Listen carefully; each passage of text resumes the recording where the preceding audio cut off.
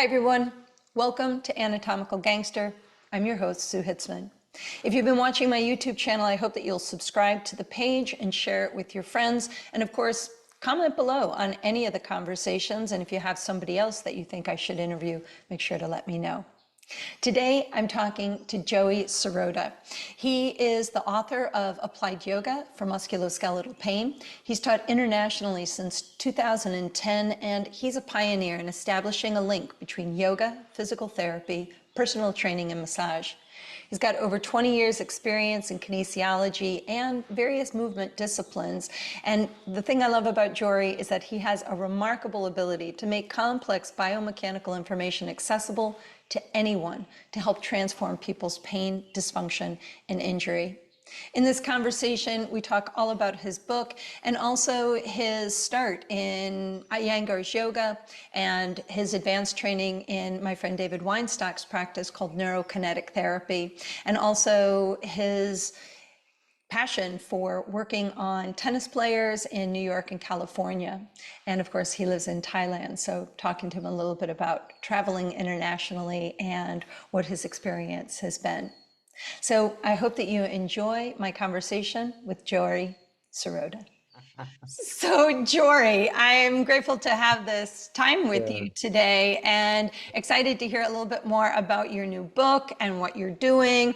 But I want to start a little bit because, you and I have just met also. So of course, I'm always curious about your jam of like, how did you get where you are today? What's your story? And I know that, with this book is really bringing, I think, a new perspective in some ways to the yoga practice, maybe filling in some blanks of the yoga practice. And I know that you started out in Iyengar's yoga. So I'd love to just hear yeah, a little bit more yeah, about, the story, your journey. yeah. Thanks. It's nice to be here with you, first of Thank all, you. as well. It's been a long time coming. Yeah. My body practices probably started when I was 3 or 4 years old. My stepfather was sightless; he was blind, and he introduced me to just kind of like movements and massage and things like this. So from an incredibly young age, I was body-centered, kinetically oriented. Um, and I stumbled onto yoga in 1997 simply because there was a class in my gym at college, and I was playing competitive ultimate frisbee, and uh, and I wanted more ways to find agility and strength. Um, and so, I took one class and I just completely fell in love. Like I started having feelings and emotions that I had never felt before. I had less insecurity. I wasn't afraid to walk around campus. I grew up in upstate New York, and here I was down at Florida State at a huge campus with 60,000 people or whatever. Um, and just the passion grew tremendously. And um, and I was fortunate enough to again find Iyengar yoga probably back in around 2002, 2003. And it spoke to me so clearly because I've always been biomechanically oriented. Mhm. Seeing some of these people in yoga classes that you can tell that they're doing harm to themselves. Even at 21 years old, it made me cringe a little bit. And the Iyengar practice spoke to me. It said, okay, wow, this looks like it's an intelligent way to practice. It looks like they're really intending to create joint health and to create not just flexibility, but also strength. It looks like they're not like just throwing people into advanced poses. They're trying to progress people. Right. Um, so I dedicated a tremendous amount of my time to the practice and studied with some of the masters and the gurus and just really fell in love with yoga in many different ways. Yeah, it's funny. I've been in the fitness industry my whole life, and my experience of yoga was not as prophetic. When I first got introduced, it was probably in my early 20s, back in the kind of mid 90s, and I just didn't love it. I actually didn't love it. I felt like at that time maybe it was just because I was so into the no pain, no gain, and you got to move and things like that, that I just was like, God, this is a bore and, Boring, right? boring and, I Yeah, can't sit yeah. still.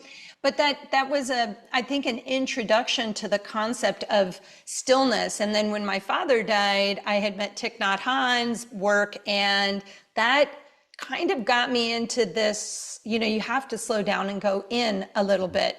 And a dear friend of mine is very much into Iyengar yoga. So it was the one type of yoga where Prashant and so many of the predecessors of Iyengar really spoke to a friend of mine, where she's a high-level Iyengar instructor, and it's probably one of the only yogic disciplines that, to me, really has the philosophy of yoga, of union, that makes sense. Whereas I think that the fitness industry today is bastardizing yoga with the weekend yoga certifications. You can get certified in yoga in 3 days, right? And we know that this is just not it, right? I see you shaking. Exactly right. I know but it's true.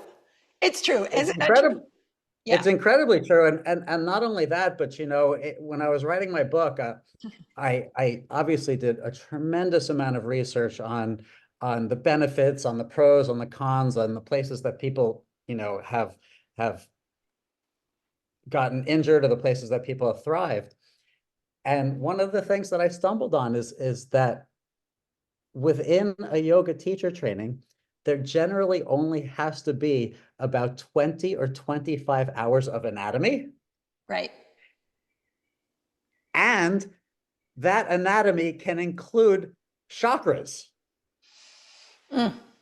So you could have a 200-hour teacher training that has 25 hours of chakra training, looking at different energy systems in the body, and the person could graduate not knowing where the biceps femoris is. Yes, of course. Well, and so I'm going to ask that question. I mean, Yeah. because a friend of mine, she really believes that Iyengar yoga is all you need. That's it. It's like that's she's Mm, a disciple, right? mm, And so, do mm, you think that yoga is a complete system for the body, for mm, both mind and body, or mm, do you think mm. it can be used as psychotherapy or physical therapy? Where are you with this idea? Yeah, yeah. I'm so glad that you asked that, actually, because for the first 17 years of my practice, I believed it was. It builds strength, it helps build energy, it helps clear the mind.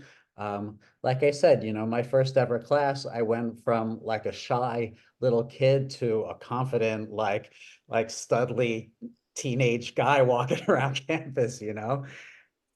And I truly believe that it was all that a person would ever need. Hmm. And over my years, and seeing the injuries that happened to me, the injuries that happened to some of my friends, the places where I would plateau, the places where I would get stuck, both physically or emotionally, it became really clear to me that it's not a complete practice. That there's so much more that we need as human beings to have the strongest, healthiest body and mind that we can possibly have. For example, like Iyengar yoga is great. I love it. I really do. I don't really practice that much anymore, but I love it. And if I went to go take a class, I would probably want it to be an Iyengar class. The Iyengar yogis focus on joint health. They focus on alignment. But even though that they're focusing on alignment, it doesn't necessarily always equate into a development of strength, a development of motor control, and also what's even more important is possibly a development of variability. This kind of ability for someone to move in and out of alignment and still be healthy and still feel confident in their bodies. Yeah, well said. So I have really, and for me, a really to be completely transparent, a huge shift happened to me at the very beginning of the pandemic, uh, where I just started to find that, I was fortunate. I had a very pleasant several months of the pandemic. I feel a little embarrassed saying that. But I was in Thailand, where I am right now. Um, and within 6 weeks of the pandemic starting, uh, there was no COVID in all of Thailand. Their borders were shut and they weren't letting people in at all, and there was no COVID. So we got to live a very regular life. Hmm. Uh, and during that time, I started weight training. And I'd always messed around in the gym, and I've always liked to work out a little bit. But I started to find that by putting load onto my body, by adding more muscle, by creating more strength, I started to feel better than I had felt both physically and emotionally in probably years. Yeah, I'm so glad you're saying these words out loud as everyone listening to Jory. Listen, listen. I say this all the time, you can yoga yourself all the way into peace and harmony and calm, but when it comes to aging well, we have Mm, got to load the body. I mean, I'm 53 now, and it's like mm. I talk to my girlfriends who are also going through menopause, and they're like, oh, I got diagnosed with hypermobility. I was like, hypermobility, my ass, you're freaking weak. Let's go ahead and test your squat ability. And they can't squat, right? So Right, there's right, a right. load potential, right? That you have to push the physical form. Physical body weight is good to a point, but the idea is, and I say this all the time with yoga, right? I get posture, right? But you assume many postures, but you only have one structure. So the question Mm, is, how do mm. you activate the structure and make it stable, mobile, and functional? You have to load the body, right? I mean, you're preaching to the choir here. I love this. That's it. That's it. I'm so glad. I mean, every single study and everything you read says if you want to have the healthiest tissues possible, the healthiest muscles possible, you have to load them, you have to progress them, you have to keep challenging them. Amen. Amen. Yeah. That's it. That's it. So now you've taken all of this work that, starting in the 90s, you're building up this idea of yoga. So yoga is kind of your foundation. And now you're starting to incorporate these other things over a decade, trying to bring a little bit more into it. And now you've got this book, Applied Mm. Yoga for Musculoskeletal Pain. Tell me a little bit about what somebody is going to see in this book and what the basic principles are that are perhaps unique to, other practices, other books. Yeah, beautiful, beautiful. The book is really broken up into two different segments. There's the first part of the book, which is talking about the benefits and the pitfalls of yoga, which is talking about the ways that yoga can be incredible for mental health and the ways that it really falls short in mental health. There's so much competition that happens in yoga class. Someone's trying to look like that person, they're trying to stretch like this person. And, the human ego is the human ego, and that's just what people do. And there's nothing wrong with that. But at the same time, if yoga teachers don't have enough training to have anatomical background, they certainly don't have training to help guide some of their students through emotional, psycho-spiritual issues as well, unless they've done a massive amount of work on themselves. Well, and I think we're also living in a world now, aren't we, where I feel like, you don't want to offend anybody. You don't want to say the wrong word, use the wrong pronoun, express the wrong, and our language now, because we're using things that are not necessarily language, like emojis and memes and things like that, to express ourselves. I think that we're kind of living in a world where our emotional field, our emotional balance is becoming more unstable. I think that mental health is something people don't talk about. So you're saying even in the book, you're sort of covering a little bit of this emotional, mental reasoning behind the practice in general, right? I am. I Yeah. am. I document a lot of the research papers on the ways that yoga has been able to help people with PTSD. Mhm. Um, I've a couple of people that I've really enjoyed some of their research is Bessel van der Kolk, Of course. who The Body Yes, Keeps the the body Score. keeps score. Yes, indeed. What a And brilliant author. Yeah. one of my favorite books on mental health and Mhm. human psycho and trauma. Peter Levine is in there. Mhm. Uh, and I talk about, the fact that as beautiful as yoga is for mental health, and as great as it could be that, we could feel like crap and we can go take a class and then we release all these chemicals throughout our body, endorphins and whatever, and we leave the class and we feel totally better and the world's brighter. That doesn't necessarily translate into the eradication of human suffering. Yeah. Well, and I guess that's probably, I'm guessing then, so I know you have a bit of a Buddhist background also, Mm, which I feel mm, like this has always saved me, from life in general, I mean, like with all of the things that happen, because we've got all of this emotional trauma from the past. Everybody's got a past history. So this concept of mindfulness and learning how to listen to ourselves, yeah. for our own health and well-being is what's so important. So I know that you pulled a bit from your Buddhist principles and all of the spiritual teachings. Tell me a little bit about this part of the book. Sure, sure, sure. I was fortunate enough to stumble on medication, on medication, maybe two. Meditation is medication, right? Meditation is medication. That's right.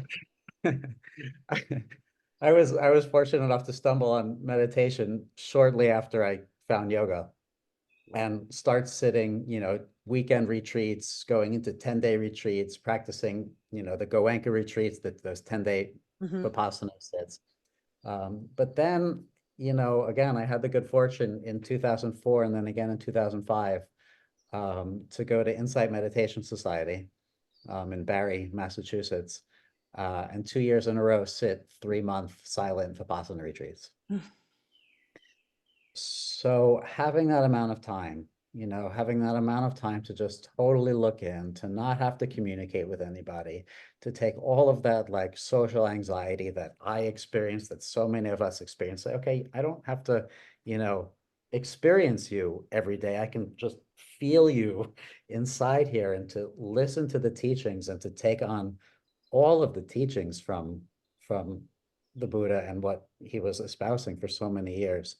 Um, it was probably around then that I feel like I went from this kind of like yogic, esoteric, Shiva, Rama, Radha, Krishna, dancing kind of spirituality to okay, there's a feeling. That feeling is producing a particular sensation. Those sensations are pleasant or unpleasant or neutral.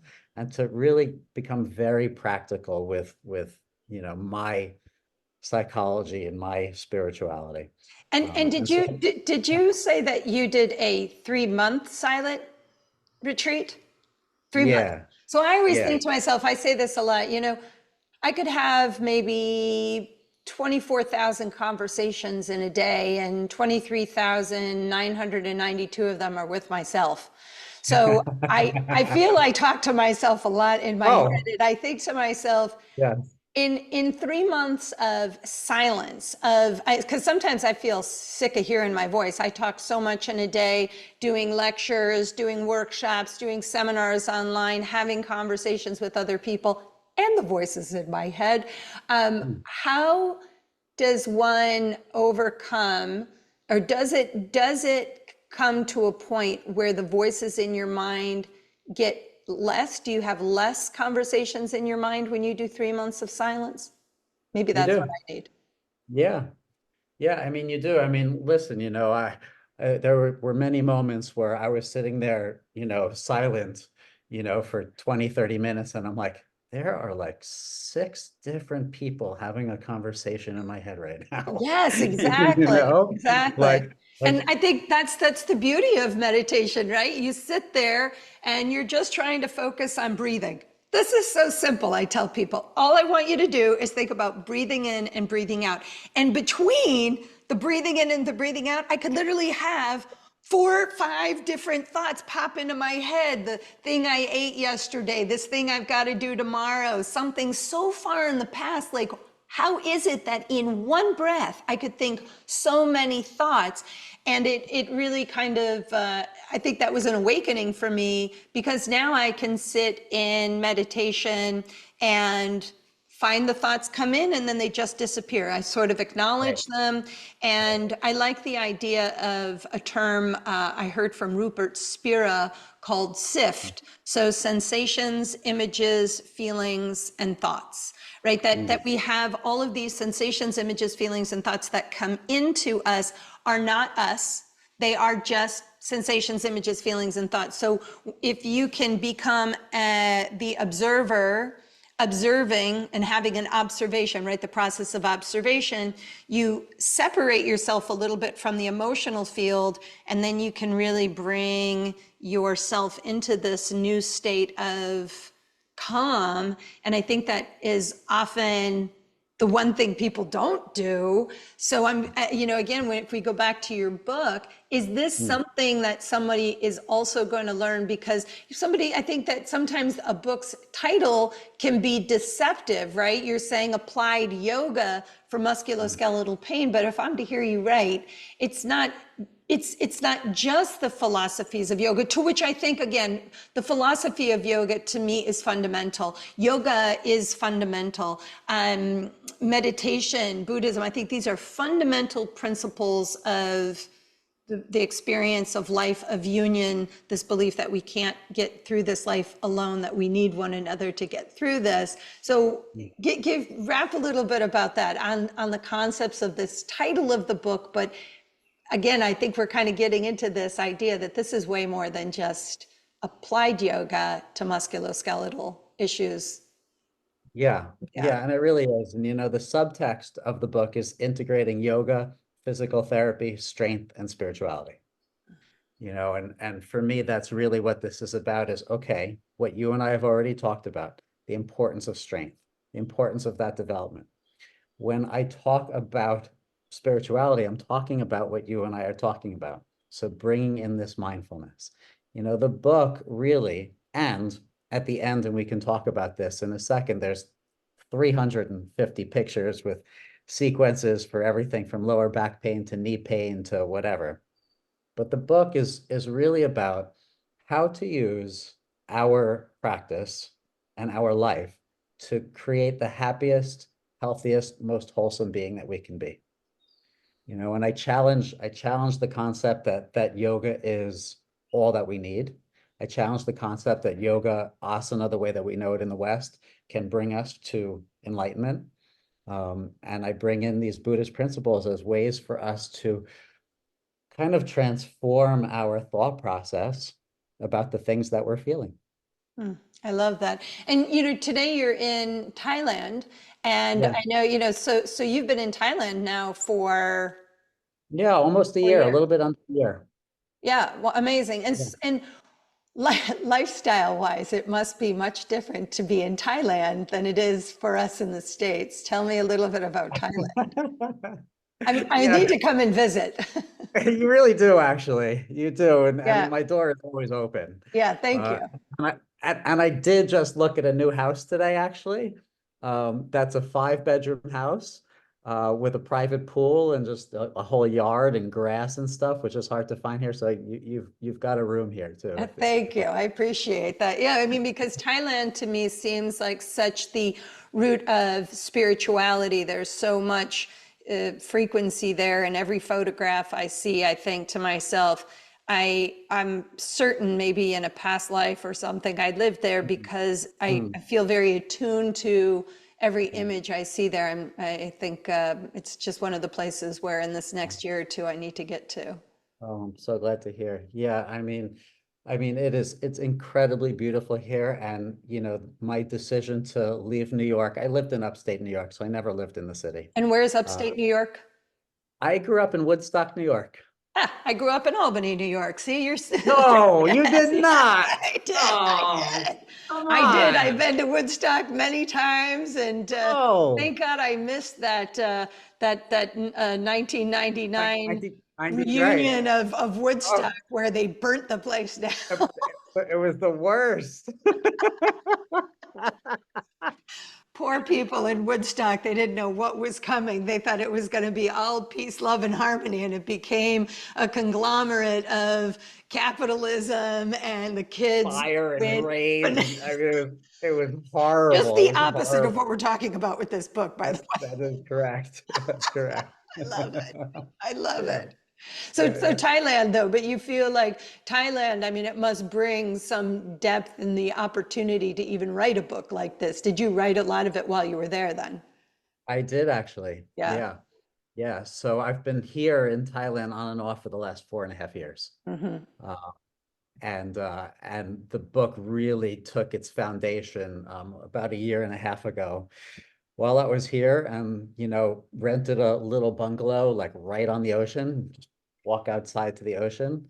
And I shut the curtains and I locked myself inside every single day for like 3 months. And I would go outside and I'd be like, who's that weird freaking guy who just stays inside all day and then comes out and swims in the ocean and then goes back in? I love You that. know, but I love that. I they mean, I've moved myself down to Florida simply so that I'm closer to the ocean. yeah, I think the ocean will heal all yeah, things. It doesn't matter what your issue is. The yeah, ocean is so peaceful. Yeah. yeah, Yeah. it is. Now, It is. I also see you, you are also a practitioner of my friend David Weinstock's practice called NeuroKinetic Therapy. And he is so brilliant, and I love his work so much that maybe more than a decade ago, when I met him maybe earlier on, maybe in the mid 2000s, and we, in deep conversations, because my background's in neuromuscular therapy, I got into having a conversation. He's like, you need to come and take one of my trainings. So I did. And very similar to neuromuscular therapy, active release technique, or Eric Dalton's muscle activation technique. These are all very similar in thread of being able to assess someone for poor sensory motor control or motor timing, to which most people don't know anything about. How has neurokinetic therapy informed your work, and of course also the book? Well, I mean, in countless ways. NKT changed my life. Yeah, maybe define neurokinetic therapy, because probably Yeah, people don't know. So I'll let you. yeah, sure, for sure. So it's a form of body work. It's that uses manual muscle testing to assess for motor control function. And when we find different areas, limbs, motions that aren't working properly, we have a set of protocols to figure out why. And that why is often because there's something else in the body that's stuck, there's something else in the body that's weak. It's always looking at relationships between one area of the body and the other. So well said. So well said. And I think, and I hope again, everybody's listening to this, because this is a big deal. Like, even for myself, I remember having, like, historically, I have cervical stenosis when I was in my 20s, I think, from all of the competitive cycling, and Mm, kind of always sort of mm, looking behind your mm, shoulder at mm, things. And mm. I thought, yeah, I've made that my problem.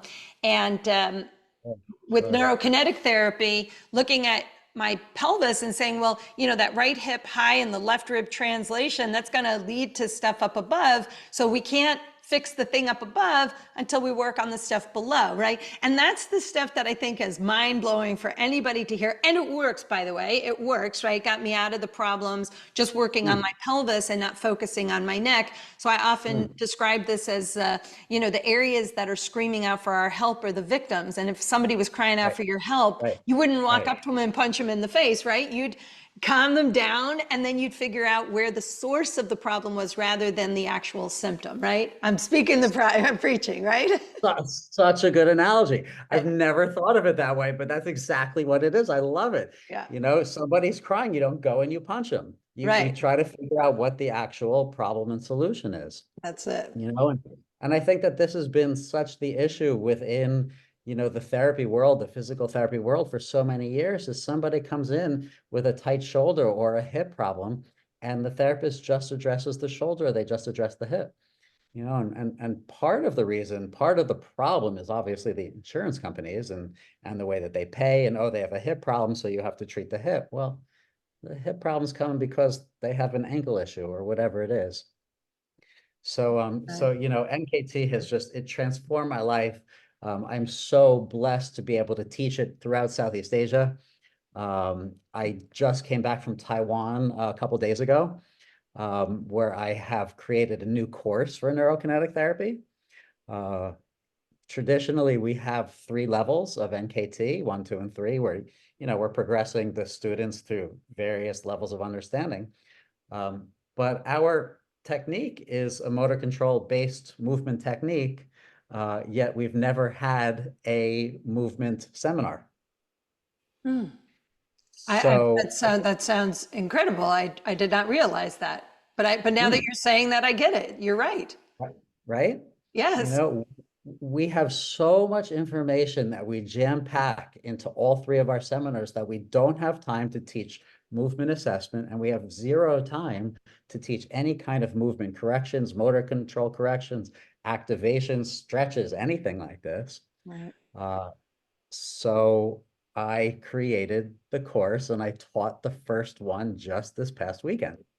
Amazing. And you also hit upon a topic that I think a lot of people, maybe it's understood, maybe not, but physical therapy in general. If you have an injury, your doctor says go to a physical therapist. And even when my mother lost her balance and stuff, and I'm trying to get her to do work, and I thought, well, the doctor wants you to go to a PT. Let's go ahead and give you some PT sessions. And after the third one, my mother goes, I don't think that crap works. I was like, why not? She goes, I just don't feel like they're maybe addressing my problem. But that I Right, think is the problem, right? Is that physical right. therapy, it's kind of cookie cutter techniques, and the sessions are oftentimes rendered useless because I don't know if PTs necessarily have an education in soft tissue work or in muscle testing, and then understanding how to then treat the actual problem, or to be able to look up those kinetic chains to then create better solutions globally through the body, rather than being myopic, how you said, as a symptom, right? I mean, that's completely it. I think that they don't get the education in classical 4 or 6 year DPT schools, doctor of physical therapy school. Mhm. And if you find the great physical therapists out there, because of course there's Oh thousands of yeah, them, great right? ones, right? Brilliant people, brilliant, brilliant. There's so Who much. do have, yeah, I'm not bad mouthing the physical therapy world. No, Don't hear me say that. neither I'm am talking I, about right? I came out of college with a PT Right, degree, and now right. I'm gonna be coding my clients for knee pain, back pain, shoulder pain, hip pain, and here's the protocol, and we're gonna do the same thing for everybody, and we're not gonna look at the rest of the body, we're just gonna look at your knee, right? Yeah, so that's what I'm talking about, right? As am I, Yeah, and thank God that there are these wonderful therapists that you and I have seen and know and are yeah. friends with, who have done so much continuing education and really care about the body and understand that it's all connected, that there really is like a bioflow model. And if your scapula doesn't move properly, your glenohumeral joint's going to have some kind of impact, and that's going to affect your neck. So, you know, it's just so important for anybody who's seeking PT. My mom had the same experience.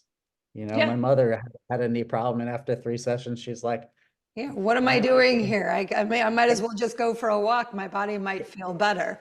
So I exactly. want to go back a Yeah, little bit to this book, yeah, because, sorry. Yeah, with yeah, your book, oftentimes for those of us who are really armed with a lot of information, even when I wrote my first book, The Melt Method, that yeah, I'm like you, I wanted to write a book for the general public. I didn't want to write a book for my cohorts, because I always felt like when I would teach a workshop or a lecture, and speaking in front of medical doctors or physical therapists, I actually used to go into the rooms with kind of the assumption that I was just reviewing things that they already knew. And sometimes I would like blow past slide presentations, and then one of the PTs would come to me and be like, I don't think I've ever heard somebody talk about fascia as a system. I'm not really sure I'm fully understanding, right? And then I just thought to myself, oh, maybe I should slow down. So with your book, who's going to benefit from your book? Is it only aimed at yoga teachers, or could my mom read your book and things of that nature? Like, who Yeah, is your who are you writing this book for? yeah, great question. I had this really funny thing happen in 2018 when I released my first ever online course.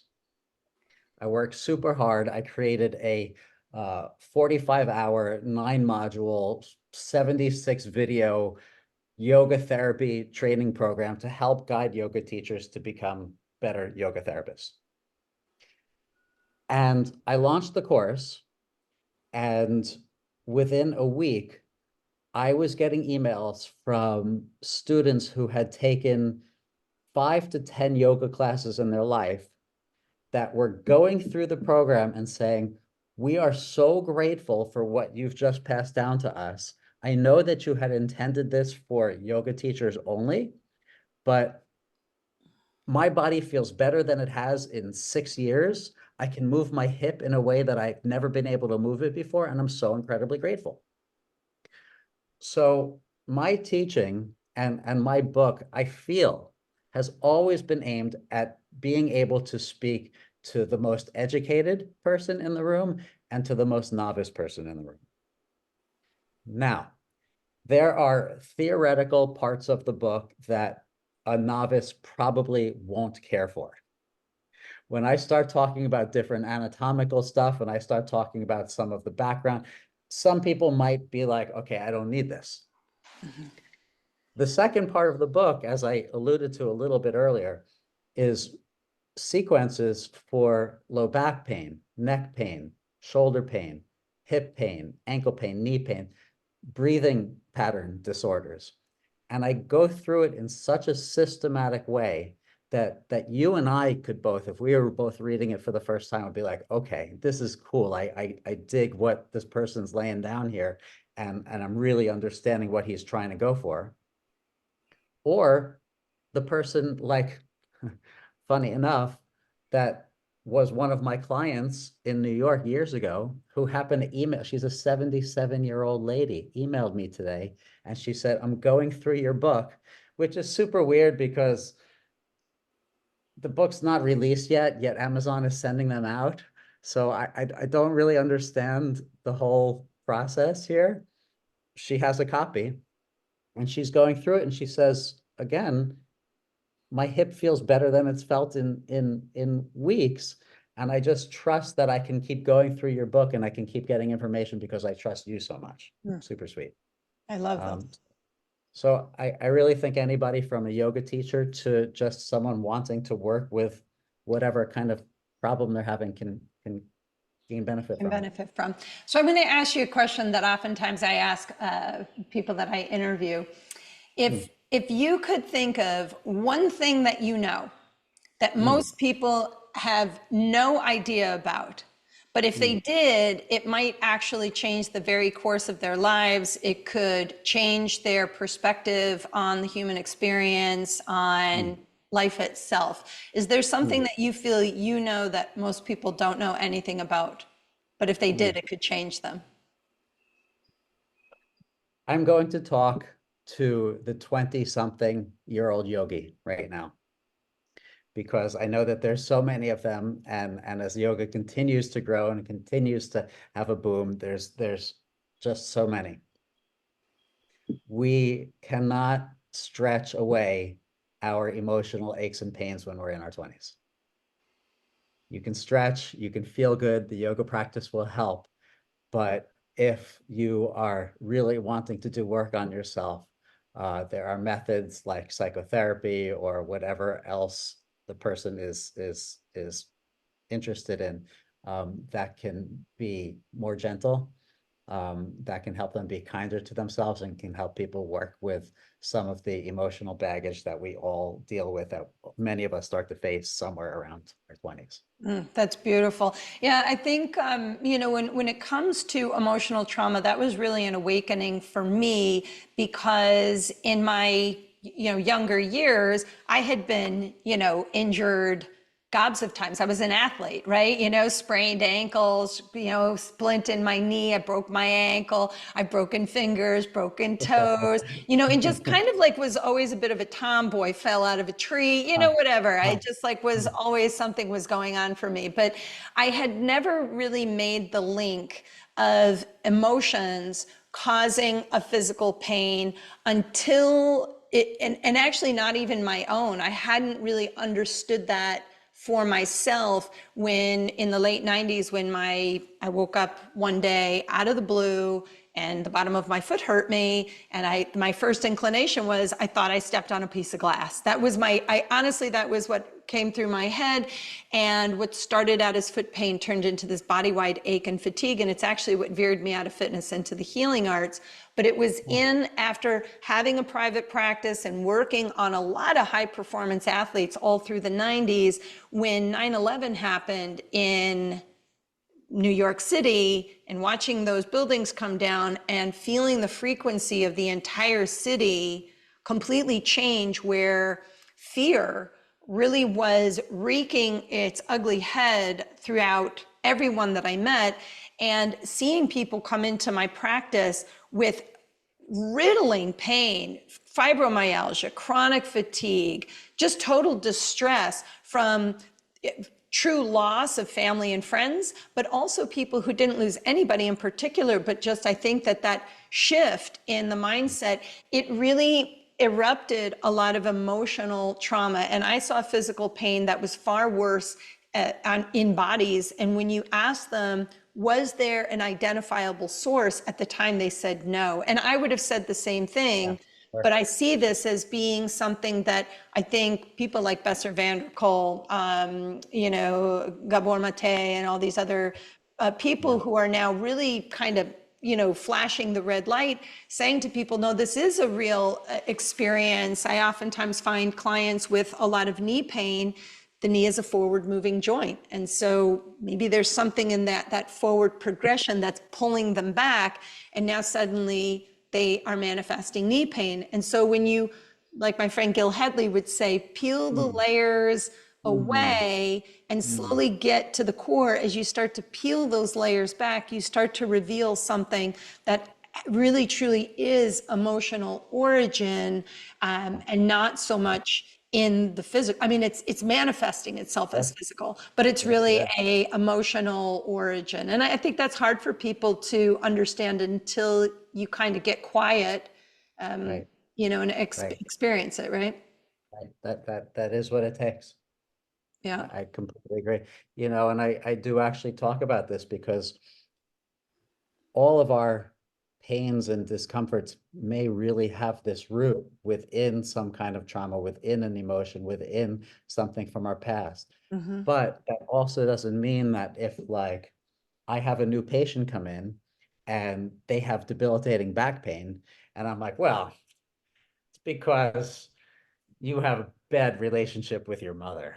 I'm sure of it. It's That's like, not how it works. That's funny. no.